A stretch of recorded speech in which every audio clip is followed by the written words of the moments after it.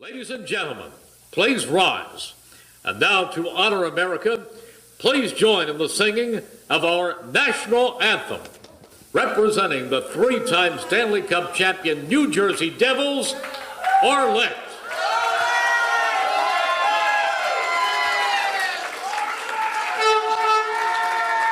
I feel like I'm at a game. Oh my gosh. Oh, say, can you see by the dawn's early light what so proudly we hailed at the twilight's last gleaming, whose broad stripes and bright stars through the perilous fight o'er the ramparts we watched were so gallantly streaming, and the rocket's red glare, the bombs bursting in air, gave proof through the night that our flag was still there. Oh, say, does that star-spangled banner yet wave o'er the land of the free and the home of the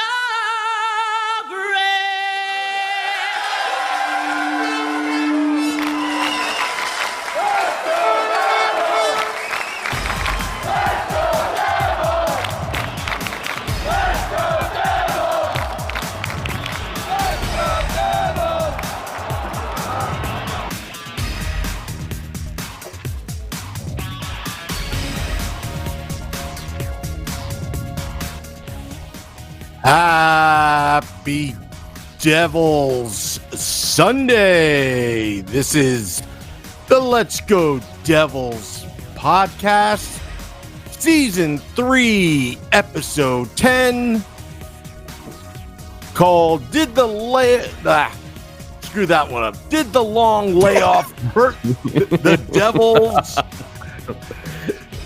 This is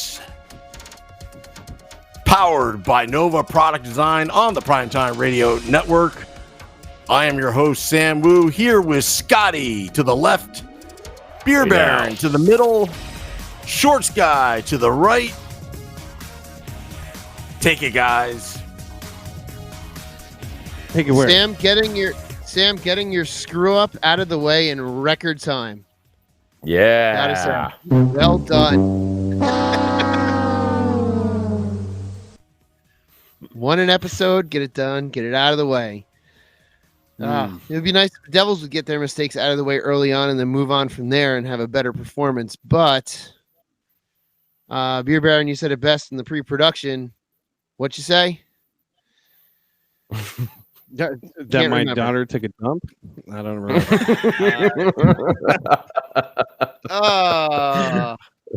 No, don't get comfortable. Yeah, Don't don't get get comfortable. That's what it feels like. It feels like every time you sit down, every time you sit down, you get comfortable and you're watching Devils game and you're like, hey, 2-0, 4-1, 4-0. All of a sudden, the wheels fall off. And like you have an uneasiness about every game this year. So even the 2 games they've won, the games that they've lost in overtime in the shootout, every single game they've lost this year, it feels like if they're ahead, you can't sit back and enjoy it. And it started with opening night, unfortunately. So hopefully they kind of this is growing pains and it's the beginning of the year. They can kind of work some of this stuff out. And you hope that, they're going to get some of this stuff worked out. Yeah, one would hope, unless it's a big conspiracy for upping beer sales, because this is a perfect it's a perfect situation for upping beer sales.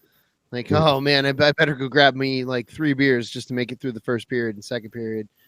Yeah, it's I will say one bright note. I was there on Friday night, and I had a perfect view of Hughes's power play goal. It was kind of behind the net, a little bit off center, and I saw that hole he hit, and it was perfect. So that was the bright spot of the evening. Obviously, aside from the Let's Go Devils pop-up podcast that we did Friday night before the game, which was a lot of fun, which we'll be doing more of them. So everyone set your alerts for the Let's Go Devils podcast so that you know when we're doing that. But aside from that bright spot, man, it got bad. It got bad quick. So it was like they couldn't hold the lead. It's the worst thing. Yeah, I'm thinking there might be some hard liquor sales that got turned up with the Devils early so far. Not just beer. They've been driving them to like the vodka and whiskey, I think, man. But it's the same thing. Like, don't get comfortable. Like it seems, we talked about it a few weeks ago when Chico was a guest on the podcast about like those 10-game increments. We're almost there now, and we have some big games coming up. 10 games is a good measuring stick. Where does this team actually stand? And they did show signs of improvement. I got to say that, like the defense wasn't complete Swiss cheese. They actually did shut down some stuff. Tennyson in that, third line rolling, did well. I ranked a shot off the post there in the third period the other night. So, some things have looked good. And as you mentioned, Jack Hughes in the opening periods looked good. To me, it seemed in the third when they were pushing a little bit more, trying to score, he started to hold on to the puck a little bit too long and trying to do too many moves. But he did have some really nice feeds, especially the one, Taylor Hall was across to him. I can't even remember who Jack Hughes. It was Zaka, Pavel Zaka, like setting him up, that looked, that looked really nice. So we've seen improvement, but how much have we actually seen? See, that's what sucked about it because Jack Hughes had a 3-point night and he had he had a goal and 2 primary assists, right? So he's starting to feel a little bit more comfortable, and you could see that after he scored that first goal, it feels like, even though it's only been one game after that, you could tell the way he came out this past game that there's a little bit less of a kind of weight on his shoulders of like, all right, am I going to get that first one tonight? How am I going to score? When I'm going to score? All that kind of stuff. So he gets that out of the way. The team, which really stinks, is the team had like 2 really, really good performances, and then they followed up with this. Hold on, I got a little visitor. Oh, you want to come and say hi? Hi. You want to say hi? Oh. All right. So, the next generation of Devils fans right there. Yeah. So honestly, like one of the biggest problems is like the way that the team won those last 2 games, they looked confident. The defense looked great. Like there's a lot of things that really they put things together and it looked, like a solid performance, which they were missing in the beginning of the year because it looked a lot of, disjointed play and stuff like that. So they finally got everything going. And then they get that week layoff, and that sucked because I feel like it came at the wrong time. Because if they would have kept on just rolling the way they were going, I feel like they could have started piling up a couple of wins. But they did look good in the early going of that game. They came out strong and they played hard. It's something else that we've talked about the 60-minute game, having to go for that full time. And the team is young. And obviously they are having trouble doing the full 60 minutes of the game where they go to sleep at times, or maybe they're pushing too hard. So it's growing pains. I think it's something we're all going to have to deal with as Devils fans here. Yeah, and that's the thing. It's if we can point to so many games where they started off really hot, scoring a lot of goals early, and then falling apart. Really the only 2 games that stand out in my mind that were like complete and utter disasters were the Buffalo game and the Philly game, against the Flyers. Those are the only 2, flat out start to finish disasters. It seems to be like they're willing. They've got that firepower to start off hot, put some goals in, but then I don't know, like you said, like, it's growing pains. I don't know if they fall asleep, if it lacks confidence, if they lose the desire, if they lose, I don't know what it is that they lose, but that's that full 60 minutes we have really yet to see at all this season. And that's the worst part. I think there's also some. Guys, I was just going to say, when you do see that full performance like you saw against either Vancouver, when that team comes together and when they finish off and they're actually playing the way they can play, I think this team is going to be dangerous. And I don't know if it's like a coaching standpoint that they need to get together or what that final piece is. Because I know there's a lot of people that are calling for John Hines' job right now. And I don't know what it's going to be. Like, what is it that's going to like fully bring this team together where they're going to play that consistent 60 minutes in and out? But I feel like, the name of our show puts it together. That week off, I think, kind of screwed them. Yeah, I was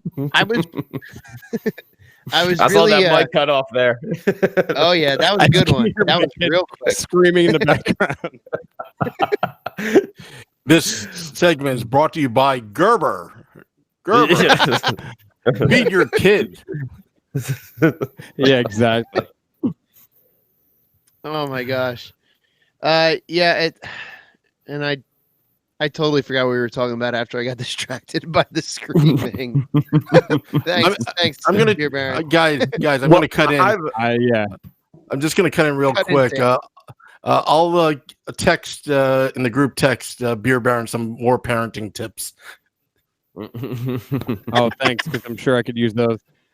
No, what I was saying before my kid had a full-on meltdown in the background, what I was saying is, I think that the title of the show is correct because it felt like things started clicking and then that week off. So, yeah, that week off I feel like did hurt them. And you could tell when they first came out in that first period and a half, like Scotty was saying before, there was that consistency, but then they feel like they lost it.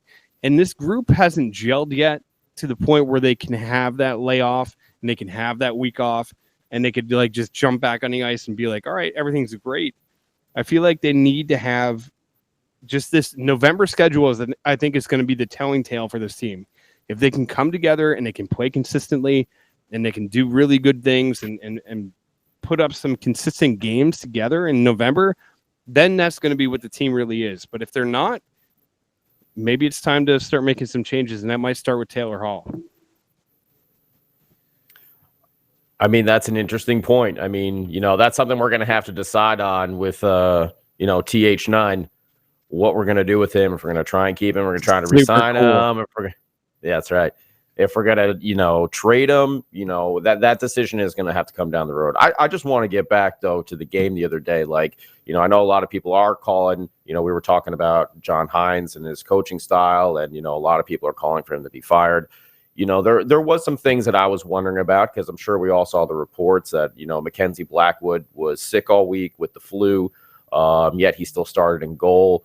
And I don't think that was one of his, better games that he had. I know he was screened on a couple shots, but I think some of those goals he would like to have back. And, also the absence still of Jesper Boquist from the lineup. When are we going to see this guy? Is he really that bad? I don't know. There was a lot of hype around him. He seemed good in the preseason from what we saw. And just one game, and that was it. So I'm curious about some of the decisions that the coaching staff is making, out there from game to game. Yeah, on the goaltending, at one point, Blackwood had let in 3 goals on 11 shots. Those are just not good numbers.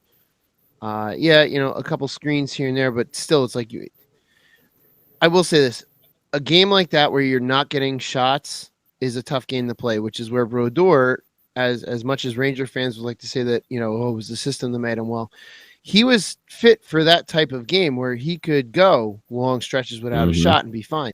Not all goalies can do that, but 3 goals on 11 shots, that's not good. Especially one of them, I think the third goal was immediately after we scored our third goal, if I'm not mistaken. Yes, it was. That's what some of the most important saves to make are right before and right after your goal is scored for or scored against. That next shot, you need to stop. whatever it is that you face, whenever it is that you face it, that we had, we got that third goal. It was 3-2. We were flying high, and it was not even, what was that? Not even a minute later. It was quick. It was real quick. It was real quick. They were still doing the goal and assist announcements over the loudspeaker when they scored. Yeah, it was really fast afterwards. That just sucks the life out of the arena. One, sucks the life out of your team, too. Mm-hmm. So, Short Scott, let me ask you your opinion then. Being somebody that played the position, coming off of a flu, and all of us have been there. And I don't care if you feel like, hey, I'm finally past it, whatever sickness he had, you feel drained. And even if you're not 100%, it usually takes you like about a week or 2 weeks to get to that point where you like feel, all right, I'm completely past it. I'm completely past just being lethargic from it, or whatever the case may be. Do you think that Hines should have went with Schneider in that game instead of Blackwood, considering the fact that he came off of the flu or whatever he had, because they're calling it the flu, but that could have been whatever. So he had the flu, and he was It's an upper body injury. Yeah, exactly. Yeah, going back to Lou days. Is it a shoulder, or does he have a flu? Who knows? But honestly, like, do you think they should have gone with that game, or is he riding the hot hand, even though you have a full week off in between starts? Yeah, that one I don't have an answer for, because one, we don't know exactly what he was sick with, and what took him down. Yeah, whatever it was. I think they used an equipment guy on one day during practice this week because he couldn't. Yeah, get out. they used. Yeah, they used a guy on the staff one practice, and they used an e-bug in the other practice. So to my knowledge, he only missed 2 practices. And still, at the professional level, these guys know their bodies better than I think any of the 3 of us would know our bodies, just because that their body is what makes them money. That's their tool. And these professional teams all have a medical staff a mile long that are going to get these guys, full of fluids and all that stuff. You got to assume that they had all the full faith in him, and he had all the full faith in himself, and the medical staff said, yeah, he's good to go. And he said he's good to go. It was probably just riding the hot hand, but that week off cools down a lot. It cooled the whole team down quite a bit. And that I want to say they probably went with him, being the hot hand, regardless of, because if he truly had the flu, he would have been down for another day or 2. If he truly had a full out flu, because that knocks you down. I had it last year. I was out for like 5 days. Yeah, dude, you get the diarrhea that dehydrates you. You start puking your brains out. Next thing you know, you're like laying on the couch. You don't want to be bothered. That's just you don't want to be doing the splits. Yeah, who's going to be wanting to do it as splits when you had the Hershey squirts the day before? You know what I mean? I'd be afraid to mess up my pants. Like if you go into a butterfly save, and then the next thing you know, feel that little rumble and bumble. Well, not only all of that you so eloquently described. Of course. You want to keep, if he's really communicable, you got to keep him away from the rest of the team, because the last thing you want is the entire rest of the team to get the flu. So yeah, whatever it was, it must not have been as bad as everyone thinks, and he may have felt ready to go, but obviously it's just something wasn't there. Hold on, I gotta read all this. Friday, and the usher told me. Well, also speaking of just people on the injury mend and everything like that, Nico,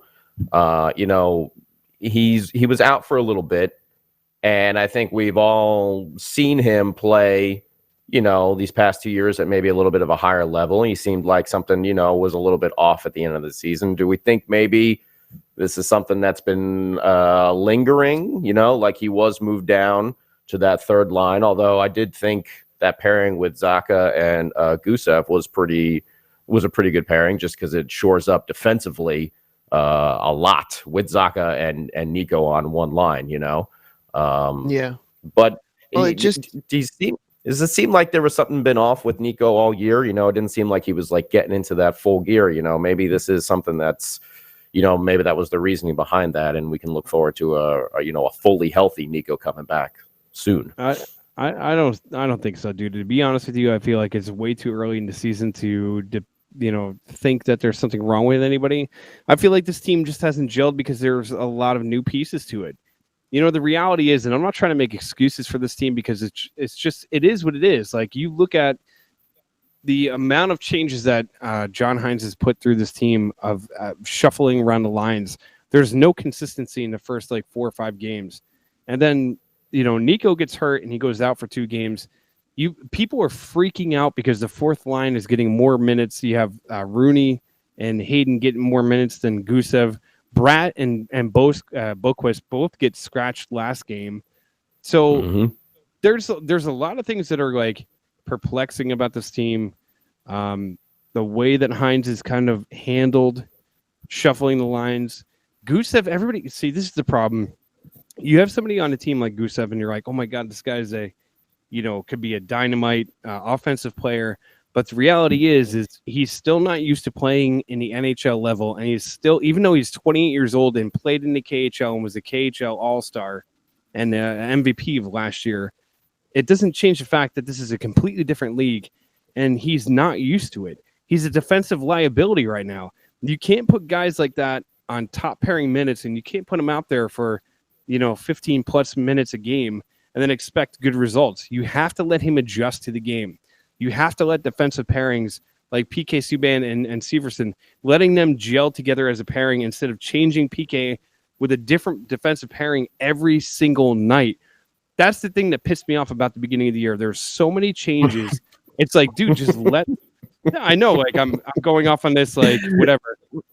But I just feel you getting angrier and angrier and angrier as you start talking here. Because you look at it and you're like, dude, just let some of these lines gel. Like the Coleman, Simmons, and Zajac line, I think is an awesome line. Keep them together. They're looking much better. Together. You know what I mean? Let these things gel together. And if we lose 3 or 4 in the beginning of the year, I'd rather lose them early and let these guys get used to each other and then start winning later than juggling things around. And 12, 13 games in, you're like, whoa, shoot, we haven't figured out a simple line combination. Yeah, that's why everyone's like, oh, Nico's down in the third line. It doesn't matter what line he starts on because within the first period, they're going to the lines are going to get switched up anyway. Exactly. And so line numbers and combinations don't really matter. And exactly. If the fourth line guys are outskating your first, second, and third line guys, then absolutely you're going to let them be on the ice more. Even though, technically salary wise and I guess skill wise they shouldn't be, but if they're skating harder than your top 3 lines, let them be out there. They shouldn't be. It should be a kick in the butt to the first, second, and third line guys, the higher salary guys. Like, hey, look, they're skating harder than you. So guess where they are? On the ice. Where are you? On the bench. So play harder, skate harder. No, I totally agree with that, and that's where guys like Coleman come from. You know what I mean? Like when he first came up to the Devils, nobody knew who he was. You're like, who's this guy? And then, the next thing you know, he starts putting in those hard minutes and he starts outplaying certain guys in the second line. And then, boom, you have somebody that works their way up into getting top line minutes and then he becomes a recognizable person. But, it's just consistency, and just being able to hold a lead. And I feel like there's a lot of miscues where I don't know if it's this team gets comfortable or I don't know if they change their style of play.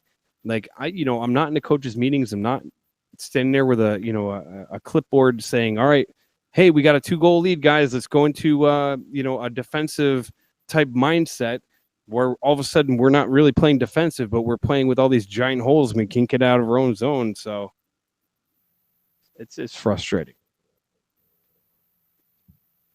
I thought they did a much better job, though, in the last game of getting out of the zone. Well, for the first 2 periods. I did see improvement in their game, but, again, went to sleep in the third.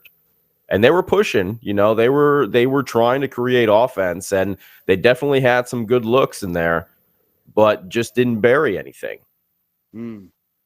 And Simmons is coming so damn close. I feel so bad for that dude. In the last game, he could have easily had one. and whatever the goalies made That this was, Ranta played that game. I believe. yeah. Made that toe save. I think on he shot Simmons one on the wide. power play.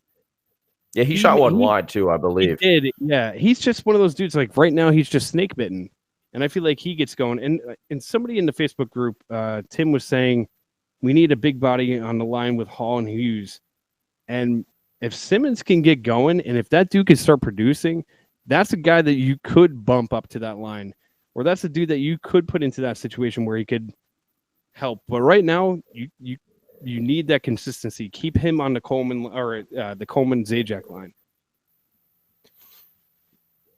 Yeah, because we're just looking back to the stats against Arizona, we're putting shots on goal. Ranta had a great game.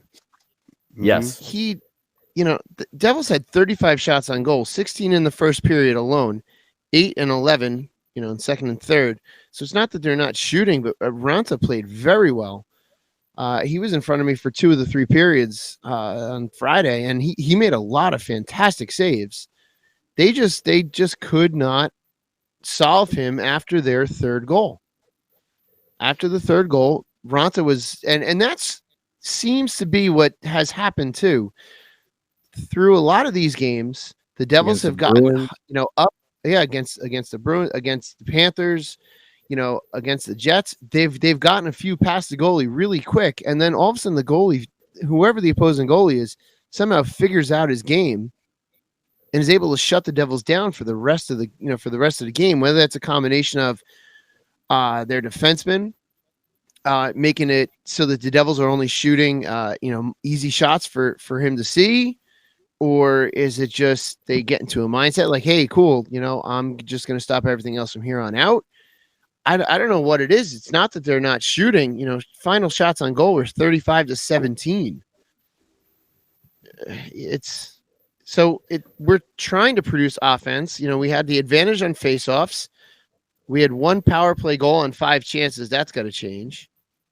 We were out hit. They had more block shots. We had more giveaways. All right, but we had more takeaways as well. So there are your stats for Friday. And then it's a loss at the end of the night. So what are you gonna do? So we didn't give up a power play goal though either, which was nice. We did not. Even though some of the penalty kills were a little abbreviated, and 2 of our 5 power plays were abbreviated because we took a penalty as well. But still, can't happen either. Yeah, that's penalties on the power play even things up, man. That is a momentum killer right there.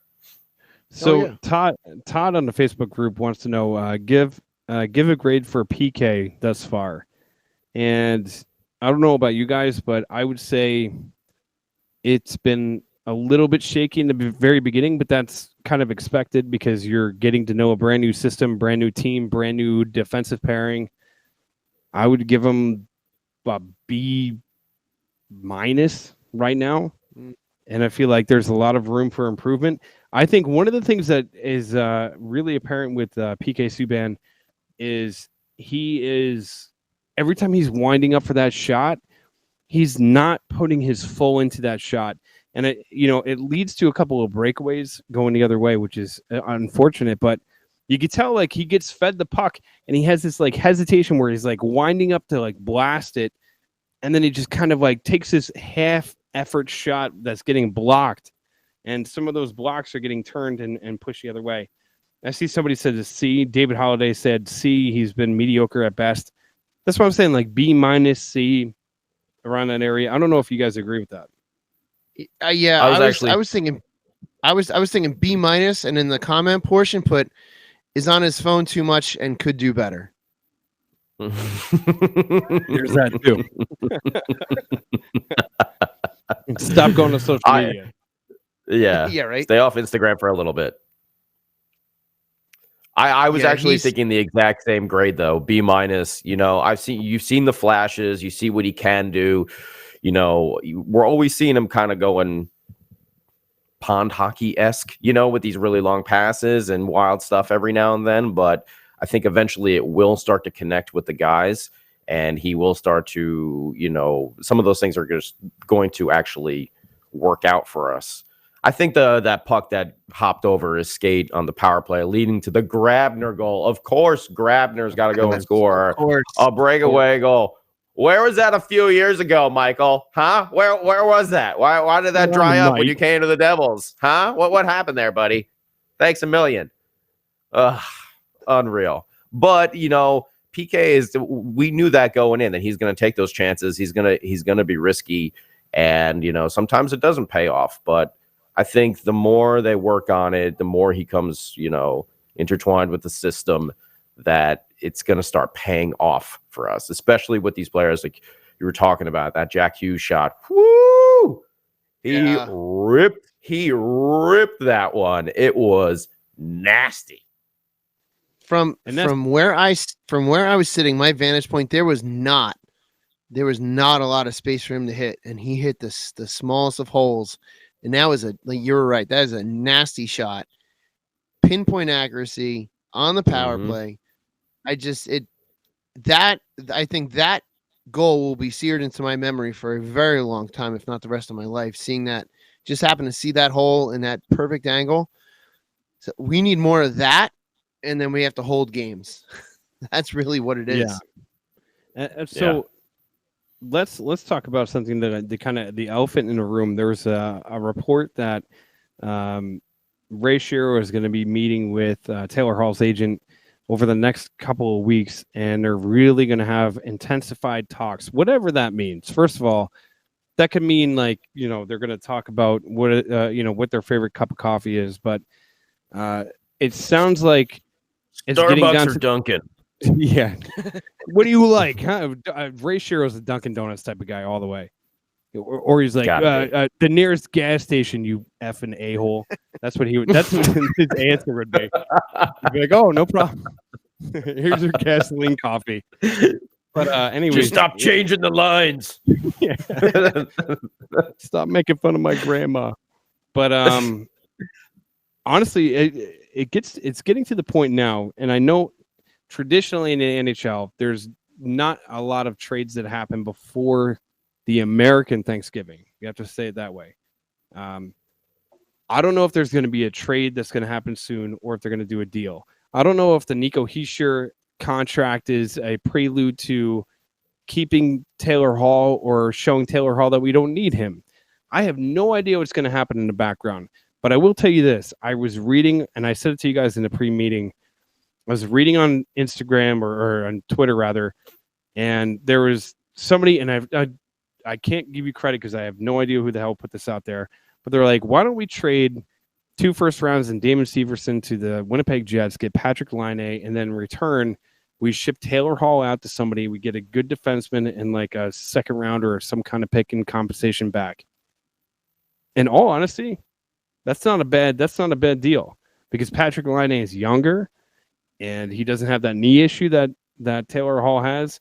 And a lot of people are starting to say that Taylor Hall might be an issue in the locker room. I'm not saying we're saying that, but we've heard whispers of that in other places. So is it time to cut bait before it gets a little too old, or before we get duped into the John Tavares wearing pajamas for some other team kind of deal like the Islanders did? Or what do you guys feel like we should do? I think if they're going to have those intensified talks, then you need to get a decision from him and his agent saying, listen, do you want to be here long term or not, so that you can either sign him or trade him at the deadline so he does not walk for nothing. If he's not going to sign, then your next question is, okay, give me a list of teams that you want to go to, and we will start talking. Because for him to just walk for nothing would be such a waste. Now, especially it can't happen. His caliber too. Can't happen. Yeah. And we're also, if you think back historically too, since Kovalchuk, we've had these kind of contract drama episodes. Prior to that, all the business was taken care of in the offseason. There was no mid-season stuff like this. So we're not used to this as a fan base. We're not used to this mid-season drama. I guess really it goes back to Parisi. But even still, that ended in the offseason. that was an off-season ending to that drama, not a mid-season thing. So it's either got to be, give us an answer. Are you going to sign, yes or no? If it's yes, let's get it done now. If it's no, give me a list of teams and we'll start shopping you around and see what we can get for you. We're not going to let you walk. You are not going to be on this team past the deadline. It's got to come down to those two situations. I think that's 100% accurate right there. We cannot let him just go for nothing. We have to get something in return. Those trade, proposals do sound interesting. You got to find a willing partner. And, I, for one, because we have so many holes on defense, yes, your first thing is like, hey, trade for a defenseman. But who exactly are you going to trade for? That's the thing you got to start working. You got the trade? I got the trade 1-for-1 because I believe he's one a for UFA. one? 1-for-1. Oh, Adam Larson? Adam Larson? No, is that what's going on? We getting Adam Larson back? Is that what's happening? Listen, no, because he's got a broken leg and nobody's that stupid. Unless Pete Chiarelli's now our general manager.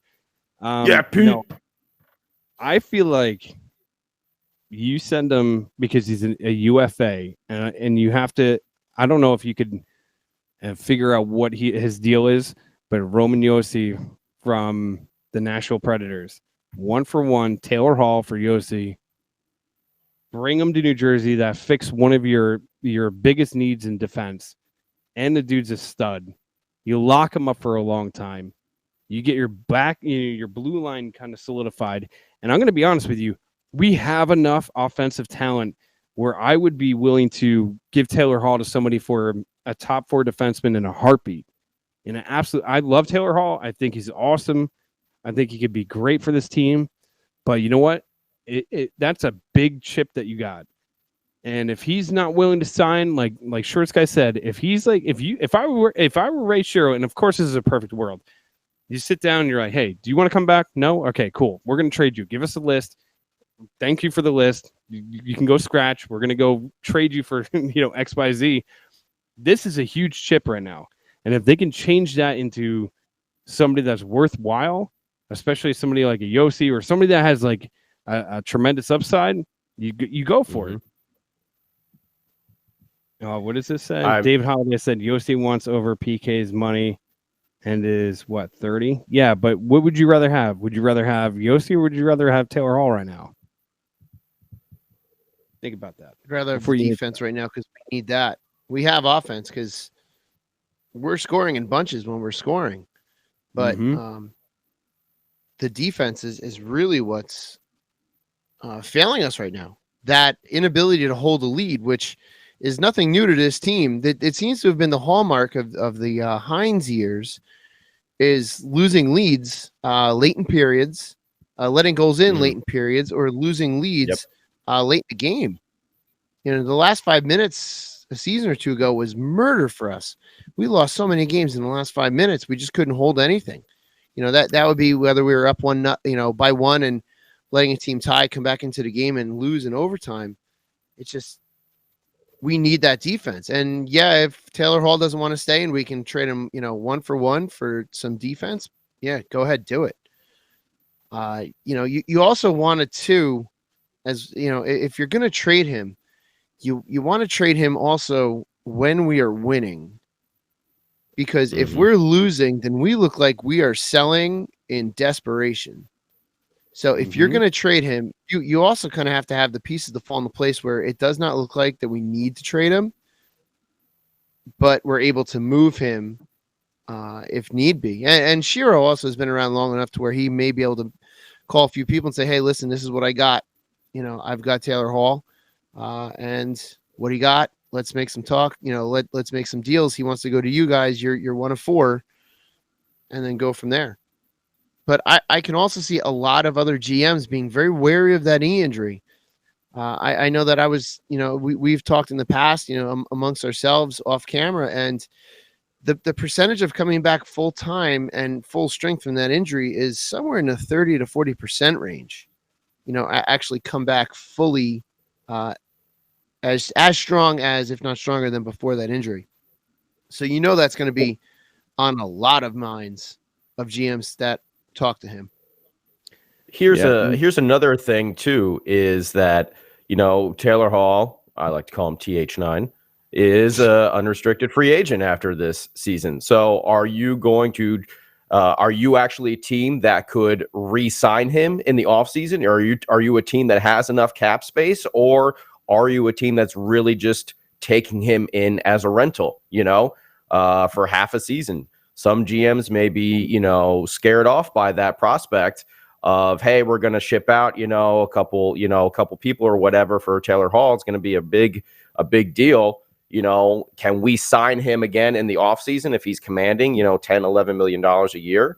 Or is this really just a 2-month rental and he's out the door? I think that'll be a big consideration for some GMs as well. Yeah, and that's where that UFA for UFA almost makes sense, right? So if you have two guys that are expiring contracts at the end of the year that are going to be looking for a similar kind of bump in pay, I almost think that it makes sense. And I know there's a lot of people like Nicholas in the Facebook group are saying they have to address the goaltending. David Holliday was saying Bowen Byram, who I've been a huge fan since that kid came out in the draft from the Avalanche, would be a good choice. No matter what you do, it feels like this team needs to find its identity within the next couple of games. You've gotten past that first week. You've gotten past that second week. You're getting into that first quarter of the season. And listen, St. Louis proved last year that you don't need to be perfect in the first half of the season, but you have to be able to find your way at least to, November, late November, almost early December. If this team can't start pulling it together and winning on a consistent basis, 3-4 game winning streaks, and then you can, have 1 or 2 games off or whatever. If they can't find themselves, they have to put this into consideration. What is he going to do? Is he going to come back? And what can we get for him? And that's kind of it. And I mean, I feel like no matter what they do, defense has got to be the way that they got to go. Yeah, and I'm going to say that there's going to be a deadline set this week. If he does not give them an answer this week, a deadline will be set by the team so that they can make some moves as quickly as possible, because that's what they're going to have to do. They can't just let him walk for nothing. That's for sure.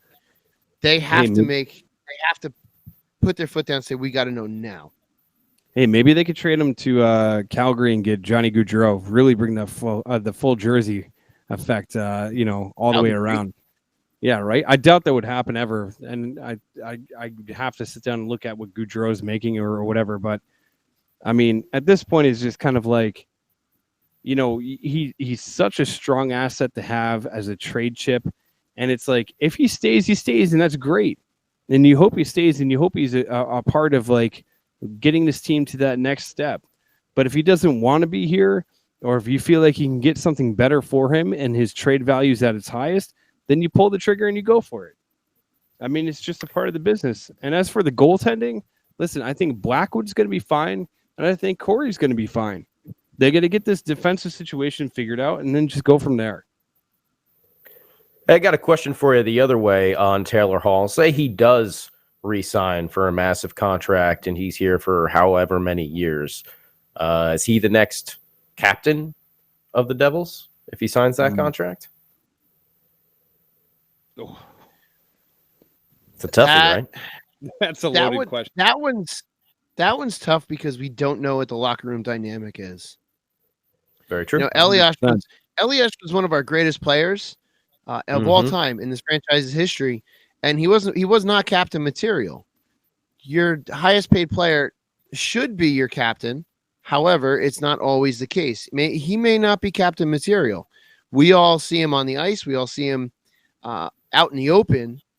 But those are the things that the coaching staff and the rest of the guys on the team are the ones who really dictate who they want to listen to. And that's the other thing too. If he's not good in the locker room, then maybe not only should he not be captain, but not be here. As much as we hope that he's going to be here and be good for the team, that's one of those decisions that's got to be made by the team internally. We don't know. I mean, unless he starts really showing his leadership on the ice, and we just see this whole other side to him. If he resigns, maybe he should be the captain, but that's definitely something that you need to. That's a locker room decision. That's so hard to answer, but that's what I got on it. Not to change subjects, but there's been some kind of chatter on the Facebook group between Todd and David, Todd, a couple of people. Yeah, the actual youth and the talent is clearly there. One of the things everyone in my section was saying Friday is, God, I miss Bobby Holig's size forward bullying the ice to help us protect the lead. And that's what Todd was saying. And David Holiday was said, I never thought size would be an issue in the new NHL, but there it is. I don't disagree. I don't disagree that there is 100% an issue with just sometimes the younger, like the NHL has this whole like faster, elusive little players like Jack Hughes, but at the same time, you need somebody that's going to go into corners and win you a battle. You need somebody that's going to go in the front of the net and push people around. And I feel like we have some of that, but excuse me, but we need some more of that. I don't know necessarily like you need guys like John Hayden. Maybe you just need like Miles Wood to remember like, oh yeah, I can throw my body around. Oh yeah, I'm a fast player who has skill but can also be physical as well. So maybe it's more so that there's a couple of guys in this team that need to just wake up to what their real identity is and not be afraid to like throw their body around. Even Taylor Hall, when he first came to this team, was throwing his body around. There's been a couple of games where he started doing it again, but at the same time, like maybe there needs to be more of a physical presence from this team. We don't need Taylor Hall doing that right now. that was a little scary when I saw him flying across the ice and get leveled. I'm like, oh no. Please don't do that.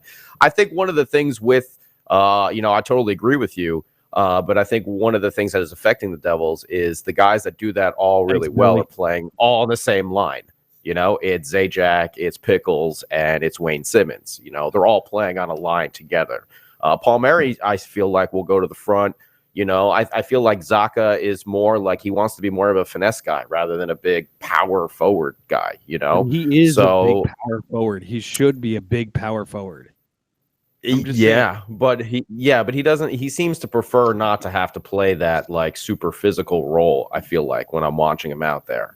But I feel like that's the thing is that the guys that do that really well are all playing on one line right now. Yeah. It's hockey. It's a physical sport. So you're going to need that. You're going to need that size in order to win those puck battles for the smaller guys to do well. And on top of that, you're going to need some size to push the people around in front in order to, one, clear the path for your goaltender to see, and two, you want to make it intimidating as all hell for a forward to want to go drive hard to the net. You don't want those forwards to be there. So you do need that big center light, or that big player like Holik to not only win the battles in the corner, but you want someone to just pester the ever-living daylights out of anyone that wants to plant themselves in front of the net.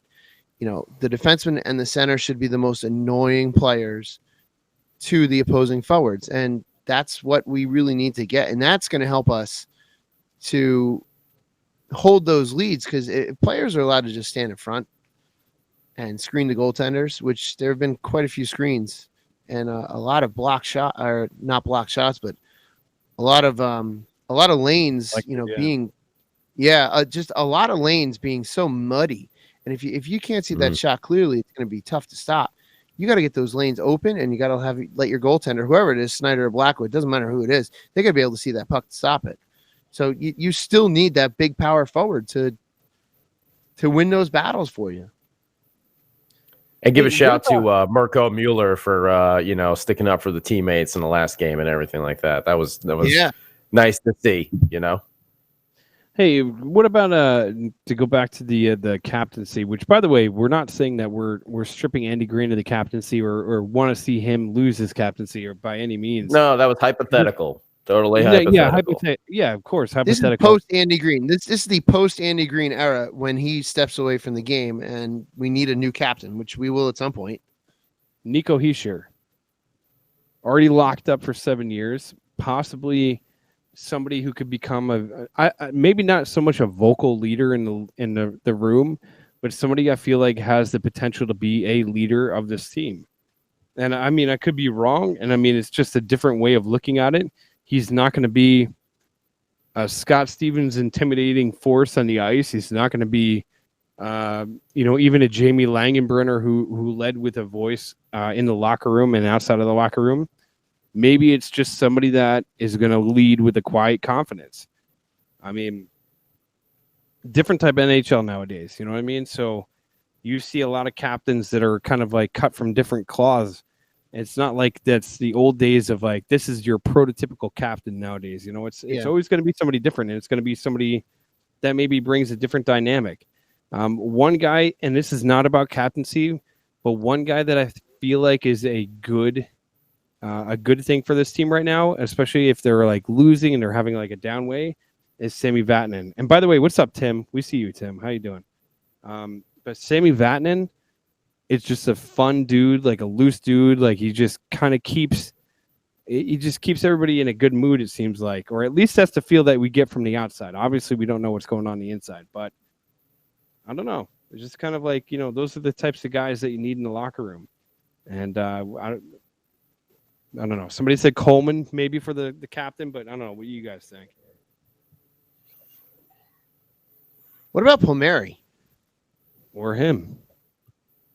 Or Zajac, but he's a little bit older too, but he's an elder statesman.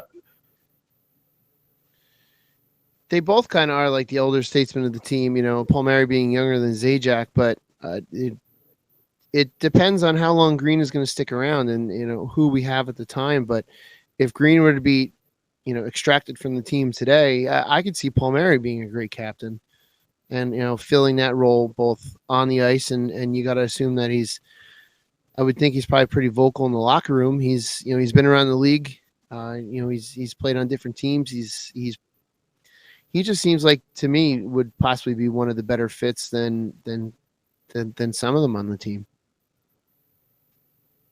Yeah, it's something that's got to be discussed, obviously, between the boys. We're not in the locker room, so we can't really tell. So we're, just hypothetical on all of this stuff. But I think we have a lot of good contenders for captain. I do believe it is Zajac and Taylor Hall that wear the A's right now, as far if I'm mistaken. So those two, I guess, would have to be in the running for it. Palmieri does seem like a leader on and off the ice. Sami Vatanen, I don't know. Sammy's been playing a lot better recently. Much improved play on his, defensive game now that he's been put on the power play as well. Seen a lot of good stuff coming from Sammy in the last 2 weeks. Agreed. Yeah. Yeah. No, I think he's definitely stepped his game up big time. So I'm happy with how he's playing this year, and hope he continues it and continues just to get better. Yeah. Sammy is another one as well. Unrestricted free agent along with Andy Green. If we go down that route with Taylor Hall, they are also, Sammy might end up traded as well at some point.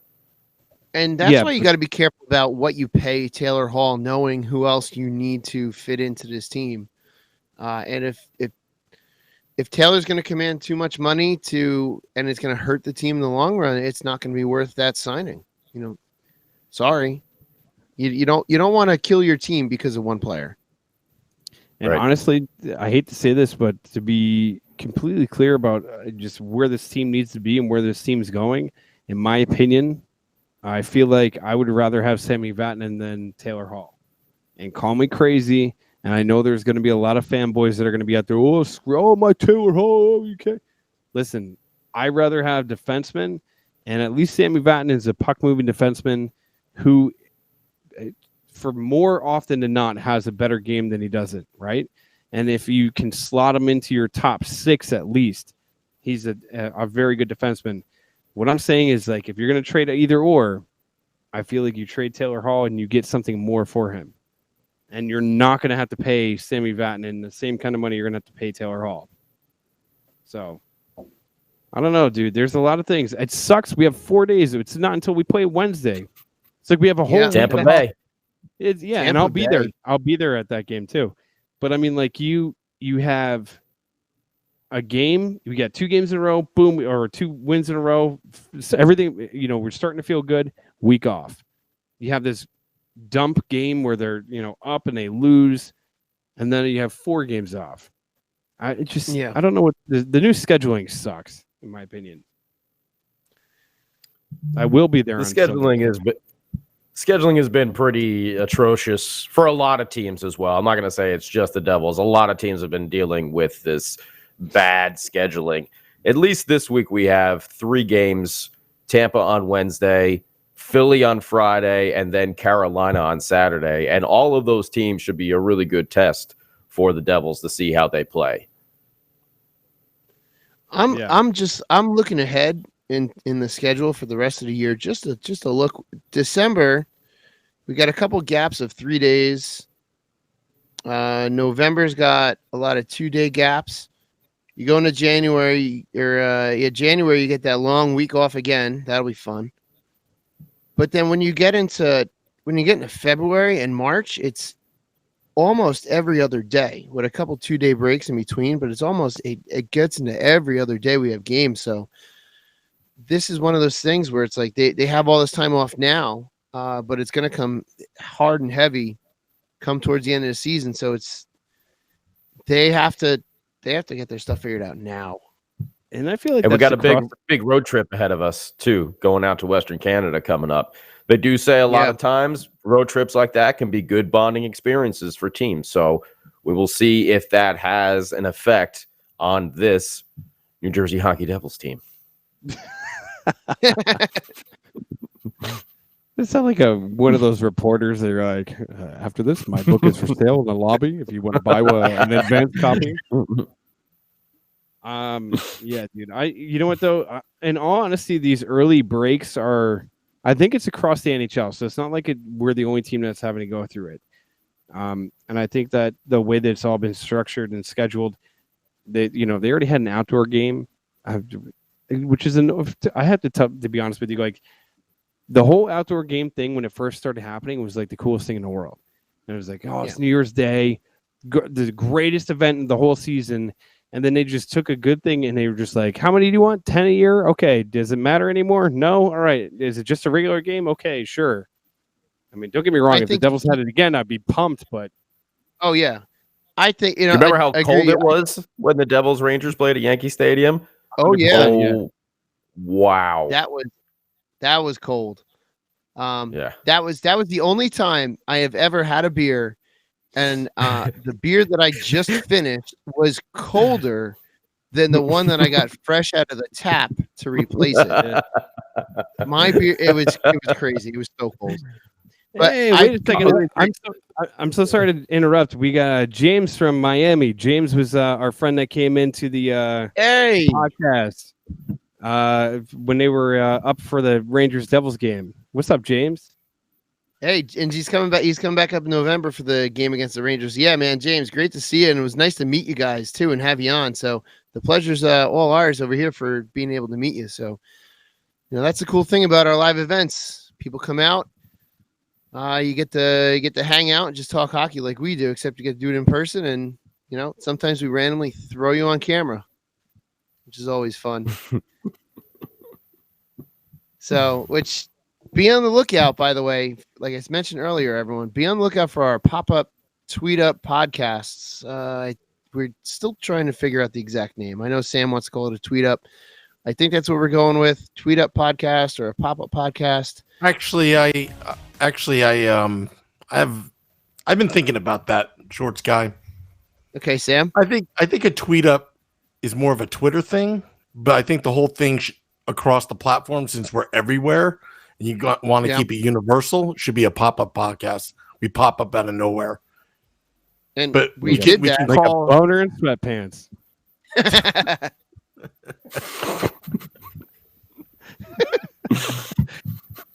You never know. Well, all right. It could be inappropriate. I'm just saying. Or it could be well-timed. And I'll tell you what, our pop-up podcast on Friday was well-timed. this past week. Sam, I'd be willing to say that on behalf of myself and you, we had a really good time. Oh, we had a fun time. It's the fun zone. Oh, We are the fun. Yeah. Am I selling it okay? I think you're selling it just fine. I think everyone needs to look out and set all your notifications because there should be another pop-up podcast coming very shortly. So set your notifications. Set your notifications. Could be Wednesday or it could be Friday. Yeah. Could be Saturday on the road. You never know. You never know. Be on the lookout. Be on your mom's house. And follow all of our social media pages, Facebook, YouTube, Twitter, all of them. Twitch. I know I'm forgetting something, but follow all of them and be on the lookout for these pop-up podcasts that are coming to PJ Ryan's at a home game to be determined. I hear the music. What are our final thoughts here? I don't know. Scotty, you want to go, Scotty? No, you well, go. I want to say just one thing. It's kind of off topic, but we were talking about captains. I just want to give a shout to Bryce Salvador, one of our former captains. When I'm watching the games out here on the West Coast, a lot of times I'm a little bit behind, and I'm watching them on the NHL app. I've been not fast forwarding through the intermissions, and I've been actually watching his breakdowns, and I highly recommend any hockey fan out there to watch what Bryce has been doing during the intermissions because he's really been breaking down the plays very well. So I just wanted to say kudos to one of our former captains, Bryce Salvador. And Bryce, that check can be paid in full to. I'll have my tickets in the suite next to with the free food and the beer. Oh, and the hard liquor we talked about as well. Yeah. I love that you kind of broke into Carl from Aquatine right there. It just happens naturally. Yeah, exactly. Happens naturally sometimes. Honestly, big shout out to Willie Bauman. Just want to say what's up to him. But honestly, one of the things that I hope that happens on Wednesday is that this team, they're playing a mighty fine Tampa Bay team. Please come out strong. Play a solid defensive game. Play a full 60 minutes. I don't want to have a game where it's like that same get an early lead and then like get your hopes up and then the next thing you know, you're walking out pissed off. Let's win one, damn it. That's all I got to say. Short Sky? Just get a lead and hold on to the very end. Put 60 minutes together. That's all you got to do. One last thing. Wednesday, State of the Fan Address will continue during the Tampa Devils game at 9 p.m. Eastern. Nick Villano is going to debut as a married man for the first time on the podcast. Man. So congratulations to Nick and his new wife. I think her name is Kate. Let's say her name is Kate. Congratulations, Nick and Kate. Sounds good. Yeah, sounds good. And if we need to edit, just let us know. Possibly pop-up podcasts. Maybe on Wednesday, maybe on Friday, maybe on Saturday. Know. It could be all the above, or it could be none. We're just tricking you. And we'll work on our branding. But I think we're going to go with the pop-up podcasts. And we'll yell at our Twitter fans to tweet up. Sounds corny. It does. I didn't want to tell you. But follow all of our social media accounts in order to find out when that next podcast will be, the next pop-up podcast. Yeah, and Todd McConnell had one. Unless you don't follow. Yeah, Todd McConnell had one question. Sam Wu had Arlette at his wedding. Is this rumor true? Not going to comment. Yes, it. You blew it, Shorts guy. You blew it. Yeah, I know. I jumped in. A source of a source told Shorts guy. Anyway, that was 100% win or lose, consistent 60 minutes. That's what I agree with that too. Yeah. Tim writes, tweet up, LOL. It's Sounds like something some cornball would say, like, yeah, man, tweet up. All right, pal. Pop-up podcast. Follow our social medias. Follow our social media accounts so you know what's going on. You won't See you, know unless Ramona. you follow us. The State Fan address So you will be can- back. Whoop, go ahead. I was gonna say, so you could stay running with the Devils, huh? Oh, dude, it's terrible. You should have just ended the podcast. See what I did before you there? said that. See what I did there? Sam, just end Sam, it. cut the mic. End it, Sam. End Yep. it. I'm already screwing up at the board right now. Till next time. Let